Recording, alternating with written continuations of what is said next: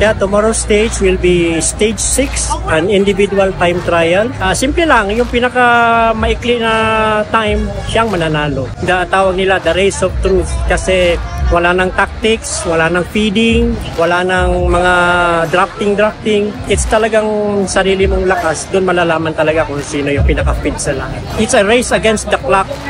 All the riders will be flagged off one at a time for the covered distance, and he who has the shortest time in the distance wins the race. First to be flagged off will be the rider who is on the bottom of the general classifications, and the last rider to be flagged off will be the yellow jersey winner. Highlights ng stage racing, yung individual time trial talaga, kasi doon nakikita kung sino talaga yung malalakas. Tapos maaari rin na last chance before the climb na ma-overhaul yung lead ng mga nasa top 10. Sige po. Thank you po, sir. Thank Sir you. Dominic. Thank you po.